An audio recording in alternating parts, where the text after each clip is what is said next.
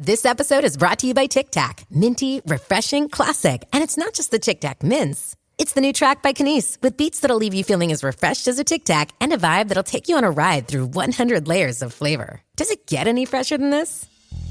Tic Tac, enjoy the bright side. That 100-layer joyride. Pop one, let's paint the town. Freshman flavors all around. Take a ride on a Tic Tac. Pick up a pack of Tic Tac mints today. To realize the future America needs, we understand what's needed from us. To face each threat head on. We've earned our place in the fight for our nation's future. We are Marines. We were made for this.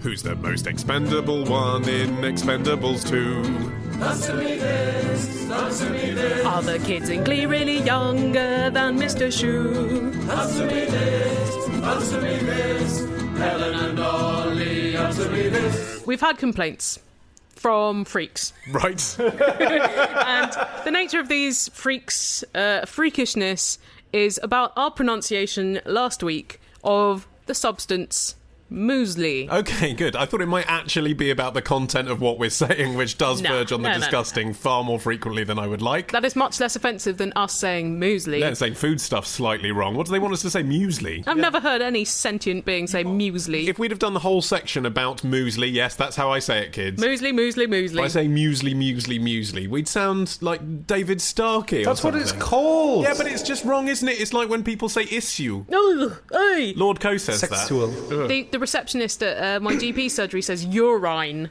Who says that? That's wrong as well. I don't even care. In fact, I'm going to start mispronouncing other words just to irritate you listeners. Tuna. Yeah. American listeners are going to be fine with that, actually. Me too. I'm going to start mispronouncing things as well. This is from Jen from Wisconsin, who Very says, good. thank you.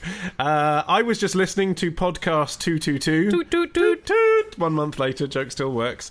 And Ollie asked if anyone in America actually eats from a trough. I did ask that, Jen, yes, but it was largely a rhetorical question. He wanted to know on his next American road trip where he should go for the trough scoff. I should have really learned after 5.5 years of looking up questions and answers on the internet that if a question can be asked, it cannot be rhetorical.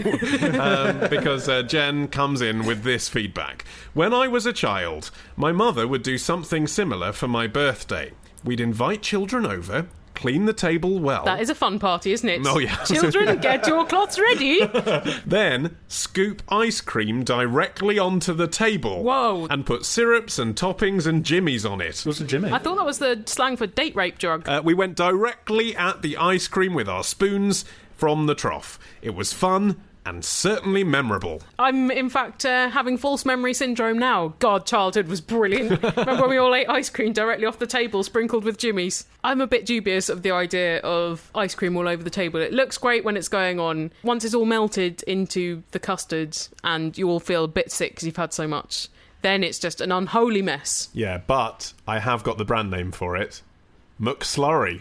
Oh my God. Brilliant, It's brilliant. almost worth doing now, isn't it? Here is a question from Chris from Dunoon in Scotland, and he says, last October, during a drunken night out, I dislocated my shoulder by falling over a tiny, tiny wall. This is it, isn't it? It's listeners who haven't listened to our work from early 2010 might not recall, but I dislocated my shoulder. By falling over tiny, tiny nothing. But yeah, I was able to say I had a skiing injury, but actually I fell over whilst waiting for my first skiing lesson to begin. It was an injury in the context of skiing. You tripped over your own stupidity, didn't you? Essentially. And it is so annoying because you want to tell people that you have this battle scar by, I don't know, defending some vulnerable village child from a terrible racist thug. Yeah, or rescuing a goat from a well. Yeah, but actually just falling over a tiny wall because you're a bit pissed, it's just not fun. Anyway, Chris says, thanks to this accident, I did nerve damage to the shoulder, resulting in several operations, the most recent of which has meant my arm has been in a sling since. I'm going to say, there is a positive to this situation, Chris. Smelly armpit? No, well, yeah, oh God, that's not a positive. No. You do get to learn your own smell, though, which is educational. And you do get to appreciate your other armpit more. Yeah, absolutely. You don't realise how how clean you are until you've done that. No, I was going to say the positive is it does give you an excuse to be a bit lazy in the bedroom, which, actually, once in a while, every man would like the excuse. Yeah, not to make the bed. Yeah, absolutely. Well, he says, with my arm completely immobilised, I started looking for new TV shows to watch and came across New Girl. Yeah. Spot the fan in the room. What? I haven't started watching it yet, says Chris, as frankly, it looks a bit shit. Yeah. Are you just going to sit there and take that, Martin? Screw this guy. However, it does star Zooey Deschanel. There we go. So answer me this, Ollie.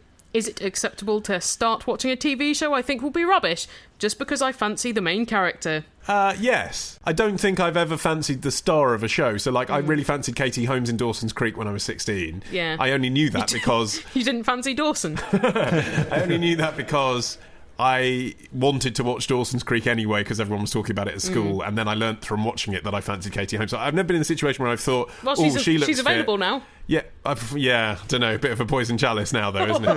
What are you saying about her stinking vagina? No, I'm saying Scientologists poison chalices. It's well known. So I've never been in exactly the situation, but yes, I'm sure plenty of people watch. I mean, the whole Hollywood industry is based on the fact that people often go and see entire films because...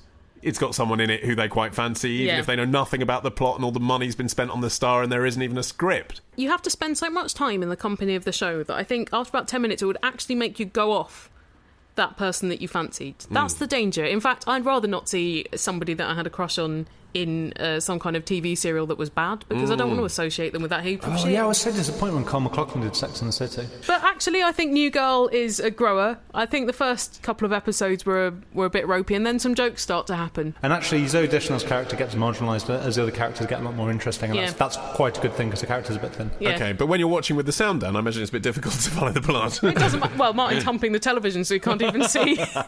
A question of food now from Andrew, who says, Helen, answer me this. How can I make a faultless carbonara? More specifically, what is your brother Andy Zaltzman's recipe for the same? Oh. Why is he asking that? His recipe's full of shit. My brother is a real carbonara braggart, and he trumpets his amazing carbonara recipe. I've had it. His secret, is adding a tot of sherry. That makes the pancetta tastes like pepperami, so I do not recommend it. It's disgusting. It also sounds like what an alcoholic would do. Doesn't he put peas in his carbonara?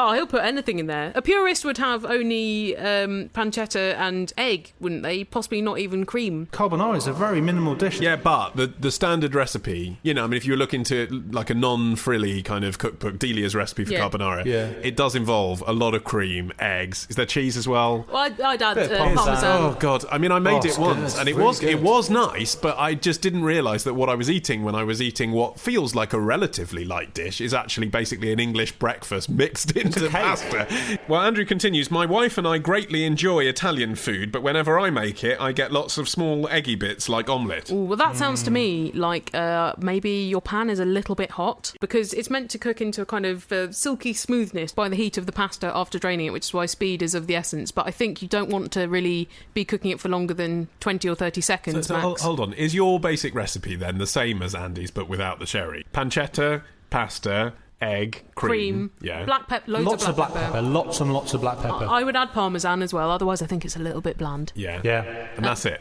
Yeah. What's interesting is there's all these pasta sauces, aren't there? From pesto to bolognese to Neapolitan, Ragu. whatever, Yeah. I've never really seen a convincing jarred carbonara sauce. Oh, it's awful. They're awful. Yeah, but they're awful in a way that the others aren't. But that is because it's mostly egg, and Yeah. so you're getting Who a wants jar full jarred of egg? egg. Yeah. You can't really save time on a carbonara by buying it, because it's a very quick dish anyway. It was invented by the carbonari. They could cook it in the streets when they were doing street wars in Florence. Good fact! Hi, it's Imogen calling from Richmond.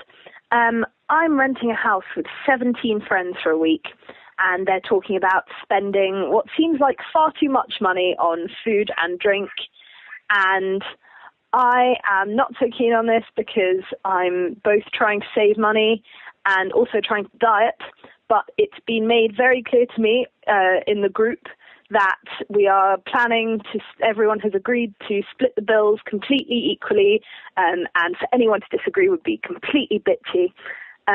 So Helen and Ollie, answer me this.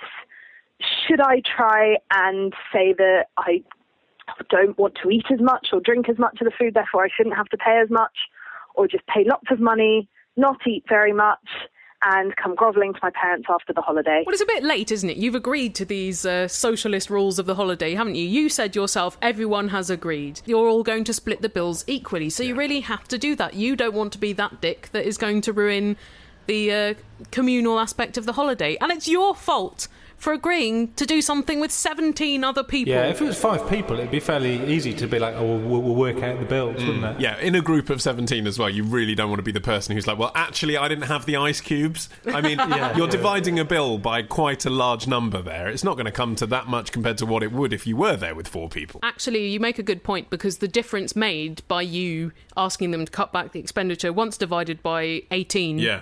is not going to be significant enough. You probably save yourself 15 quid. Yeah, 15 quid is not worth being that level of a dick. Plus, you're from Richmond, you sound a bit posh, your parents can probably afford it. I think it'll be absolutely fine.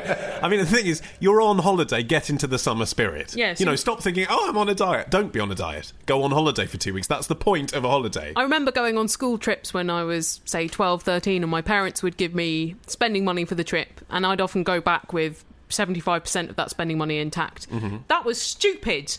I thought they'd be pleased, but really this was my only bit of the year when I had the licence to buy frivolous crap. And so did you actually give it back to them? Yeah. Did they take it? Well, my parents weren't going to waste money. They weren't going to rip it up in front of my face going, you could have spent it on ice cream. Also, Imogen, there are so many ways that you could make your money back on your holiday. Oh, what, by running a poker syndicate or something? Discover a yet-to-be-imported condiment or sauce from that country and be the next Levi Roots. What if they're having a holiday in Britain? Where's the mysterious condiment going to be?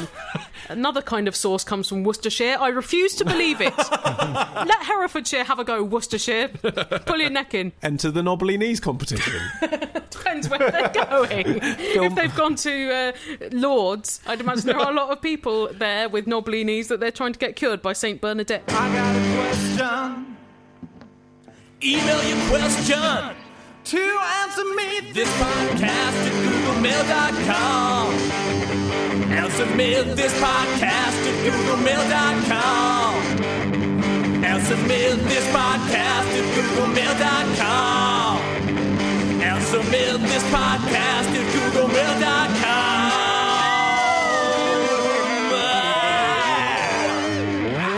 So, retrospectors, what historical events are we ticking off on this week's run of Today in History? On Monday, the anniversary of the day Ozzy Osbourne and a bat came face to face on stage. On Tuesday, we go back to the future with a potted history of the DeLorean.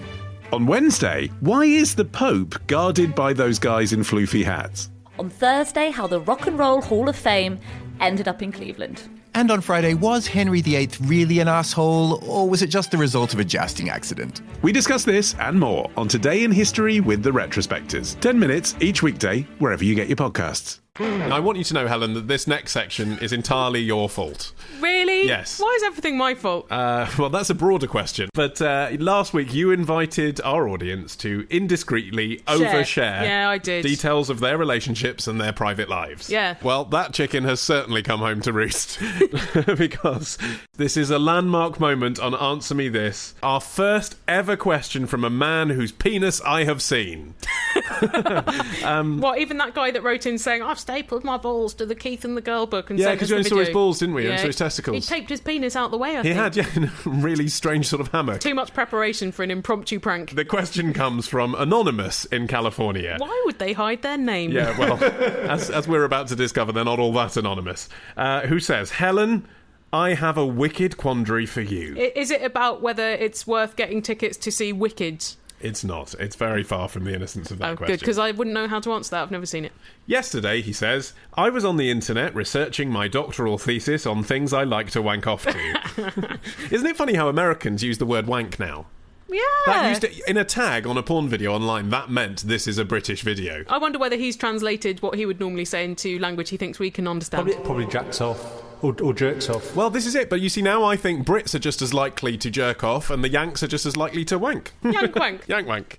Anyway, I made a most disturbing discovery. It was an undated video of myself and a former lover from about 5 years ago engaging in hot sex for a sultry 6 minutes. Okay, well, that's the kind of thing that you would have done with an ex-lover. I thought you were going to say it was us stabbing a pig to death and really enjoying it. Also, 6 minutes, that's beating my sex record by about 5.5 minutes. It's your cumulative sex record of your entire life.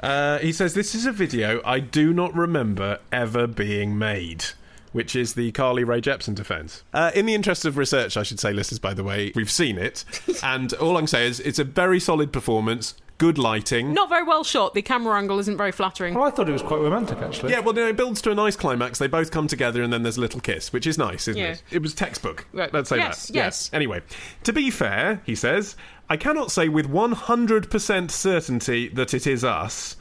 I don't know how, because you can see your face in it. Like, either And that's his you penis. or it's not. Yeah, but I wouldn't recognise my own penis from that angle. Probably recognise your girlfriend's side boob, wouldn't you?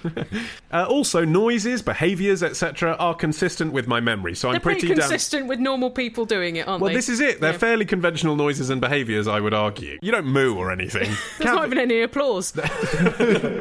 Caveat. Nothing about the room is familiar to me. Apart from the girl, presumably. Though I dated the lady in question for 2 years, so there are many rooms to account for. That you filmed yourself having sex in? Yeah, well, this is what I find extraordinary about this. Like, surely you remember the moment at which you filmed it. Well, Maybe not. Maybe it was they did that every time and it became just commonplace. It's like sometimes when you're in the shower and you can't remember whether you've shampooed your hair or not because when you're in the shower, it's such a... That's just what you do. Yeah, it's just routine. And then you think, hang on, I can't actually remember whether I've done my routine that I've done every day for 30 years. You can't remember if you've showered your hair. You can't remember if you turned around to the webcam built into the wall and stuck your finger up your ass. Yeah, you're right, I can't remember. Yeah, it's hard to remember, isn't it, this sort of thing? Commonplace. Yeah, absolutely.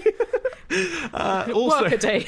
Also, he says, the video is edited. You don't see anyone turn the camera on or off. That's right, because that's not what people whack off to usually. That's right. All of our amateur porn, he says, from that period, so suggesting that he did actually make some, begins with the camera being turned on and ends with it being turned off. Ring-a-ding-ding. Probably end with me being turned off as well, I dare say. I don't know how to edit video, and I doubt she does either. But she might have learnt in the last 5 years, as could you. A child could do it now. The technology has become very much more accessible. Yeah, absolutely. I don't think it's much of an alibi. Now, Helen, answer me this. What am I to do with this information? Share it on our podcast, obviously. You've already done it. Well done. I'm not particularly concerned about the video being on the web. Why not? Obviously. Weirdo. It actually seems like appropriate cosmic justice for how many times I've masturbated to strangers on the web. Well, that's very generous, isn't it? I think it's an interesting idea. Imagine if there was a system where for every video you whacked off to, or as they now say in the States, wanked off to, someone, just one,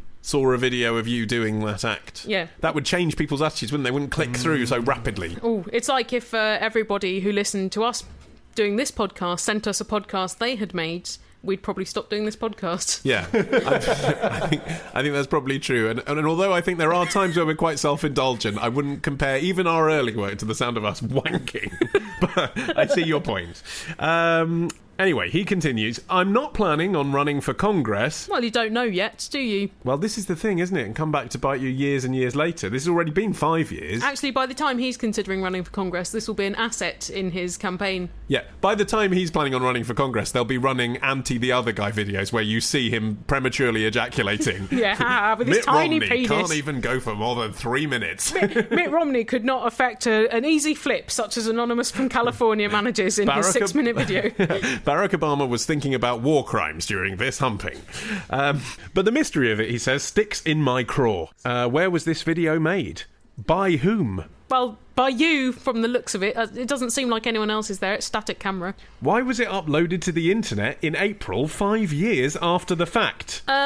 Well, I'd like to know what format you made the video in, and therefore could it have fallen into somebody else's hands, either digitally or as a physical, old-fashioned format? But he's saying that he doesn't remember making the video at all, but that when he did make videos, it started with him turning on the camera. 5 years ago, that would suggest to me mini tape. DV. Yeah. So someone else maybe could have found the tape. Yeah. And edited out the turning on, because as we said, not all that fascinating. The only person I can ask is my ex, and we're still on good terms. Yay! You look like you're on good terms in the video. Yeah, you started from a good place. And as you say, the video stopped before you actually press the stop button on the camera, so the video doesn't show the bit where you break up but continue cordial relation. But I'm afraid she'll be really disturbed, he says, at the prospect of herself getting it on the internet. Well, then she shouldn't allow herself to be filmed in the internet age. I have no idea if she knows this exists or if she's the one responsible. I'm terrified to even bring it up with her, but also can't stop thinking about it. Helen, answer me this. What should I do? Well, you should just ask her, because at least that way, if she says, oh yeah, that was me, that's virtually all of your doubts eliminated. And then you can find out why and how. Maybe she just thought, I'd like there to be some permanent and publicly accessible record of when I was young and my boobs were very aloft. Yeah. I had a very slender waist. I suppose if there is any doubt as well, because you say you don't recognise the room, although I think that could just be angle and lighting. Yeah, exactly. And a lot of rooms look different to how you remember. I mean, 5 years is quite a long time, and it's not a particularly remarkable setting from what we could see. It's got a yellow wall. And a maroon bedspread. Which I think, yellow walls in particular, are walls that you could easily misremember as white.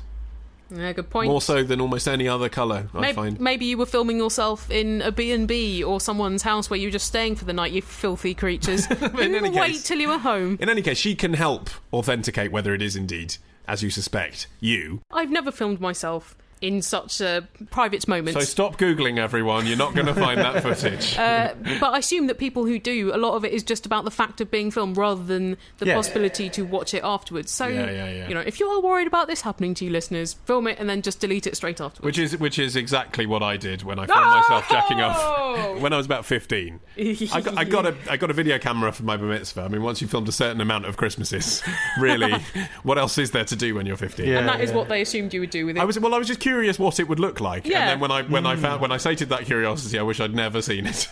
This is how I imagine really Dawson Leary would have behaved. He wouldn't have made all his fake Spielberg films. He would have just been setting up that camera in his bedroom and then trying himself out of various angles. Well, of course, because at some point Katie Holmes is going to climb up the ladder into his room and maybe not want to talk about her feelings again. Yeah, that's true. She's climbing in through the window. A lot of upskirt potential. After my commute, when I find the time, I can always send a question to the question line. Inquiries are wanted, it's all part of the plan. A la Helen, or Ollie, or Martin, the sound man. Answer me this podcast.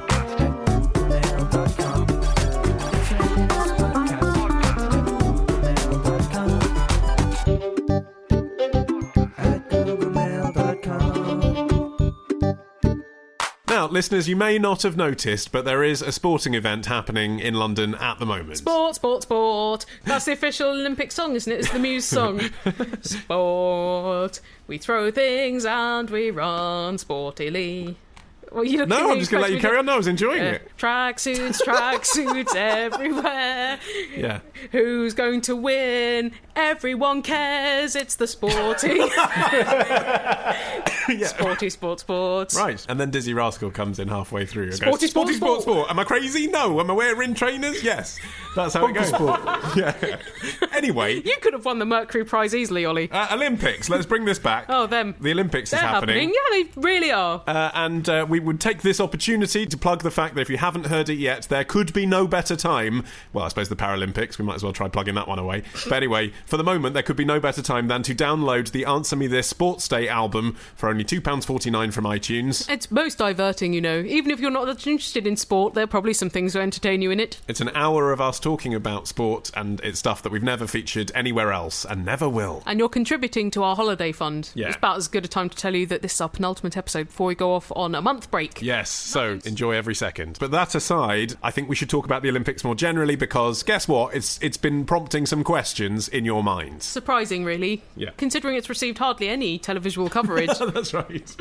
This first Olympic question comes from Alex from Xinjiang in China, who says, Helen, answer me this. Why, even in the London Olympics, does everything need to be said in French first when it's broadcast over the PA? So that it can all sound like when they're delivering the results at the Eurovision. Yeah, I was thinking that as well when I was hearing the dual announcements. You instantly think Eurovision, nil point. It's just the words Royaume-Uni that immediately make you feel Eurovisional. He says, I realise that the head of the Olympic Federation is French, and also, may I say, not much of a communicator in any language. Really? I just think if you're the head of the International Olympic Committee, you should be able to talk properly in a way that looks like you're enthusiastic about sport at the very least. But are they really that protective over their language. What, the French? Yes. Lots of evidence to say yes. French and English are the official Olympic languages, and it says in the rules that the countries have to agree to before being allowed to do the Olympics that French announcements must take precedence. There are thousands of pages of these rules, apparently, and they're very sturdy on that matter. Does it come down to the fact that the bloke who decided to revive the Olympics in modern times was French, wasn't he, in 1896? Yeah, very good, yes. Yeah, I've been to the Olympic exhibition in the Royal Opera House. I learnt that. Yeah, I'm surprised you did the reading bits at an exhibition. It's not really your speed. You had to. They locked you in a room and they move you around room from room. So once I'd walked in, checked my emails on my phone, seen the medals, I had to read the placards. Ooh, dear. Yeah. Well, then you know more than me about Baron Pierre de Coubertin. Yes, he was tremendous moustache. It really was. Beautiful. So fair enough, he's going to invent something like that the world's going to really catch on to. You might as well say, you've got to do it in my language. Yeah, he founded the International Olympics Committee. But it needs updating, doesn't it? Because Chinese or Mandarin or whatever is more spoken than French worldwide. So is Spanish and Portuguese, so it should be one of those languages really, or even one of the Indian dialects. Well, the rules are French, English, and then the language of the host nation. So actually this year they managed to tighten it up a bit due to English. And B, how many bloody technological sponsors do they need? Samsung, Panasonic, Acer, Amiga. Can Cisco. None of them do live translation, for God's sake? I'm sure you just choose what language you want to watch it in, don't you, rather than having to sit through it. Hello, Molly. It's Karis from Hull. Answer me this. Why Hong Kong and China participate separately in separate teams? Again, a sort of historical reason behind this, as really? you might expect. Yeah, because they always have. And when Britain did the handover deal with China for Hong Kong, which was paced over decades, wasn't it? It was like, we'll give it to you in whatever it was, 1997, and then you can phase it out, and then you'll be part of China, whatever. Always, all along, part of the contract, basically, was that if Hong Kong wanted to, it could list itself separately in international events. So it does. Wow. The Isle of Man, I'm surprised, doesn't have its own team. I'm not that surprised because I'm not sure what they'd qualify for. Guernsey.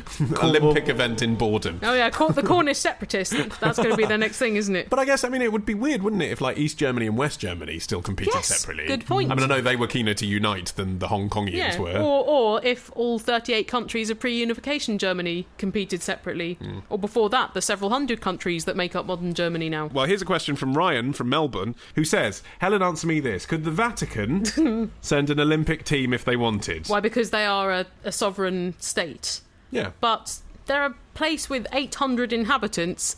Who aren't really known for their sporting prowess.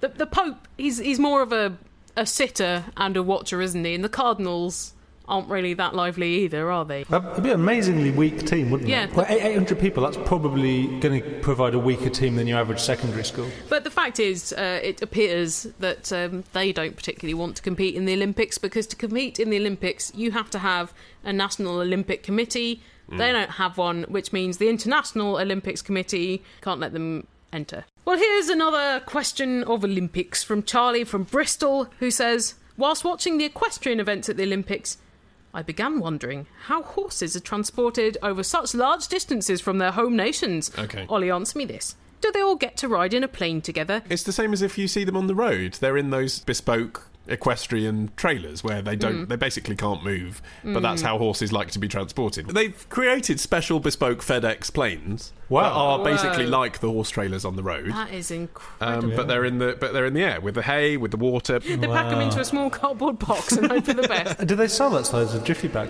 I also wonder if they have special bespoke movie channels for the horses mid-air, so they, just showing Seabiscuit and Black Beauty. Yeah. Well, listeners, we've just landed at the end of this episode. Nice. And like I said, this is our penultimate episode of the series, which means next week is our last episode of the series, because that's what penultimate implies. That's right. So if you want to get a question onto the last episode of this series of Answer Me This, you must send it to us. Yes, quickly! Call 0208 123 5877. Skype Answer Me This. Email answermethispodcast@googlemail.com. All the details are on our website, answermethispodcast.com, along with Facebook, Twitter, our first 120 episodes, and some words. And our apps. Oh, God, them. Forgot about them. By the way, on our apps, you not only get a bonus little bit of material every week, but you also get free access to our best of episodes, not available for free anywhere else, unless you have some illegal means, which you shouldn't, because that's our livelihood. And on that thought, listeners, yes, we shall see you next week. Bye!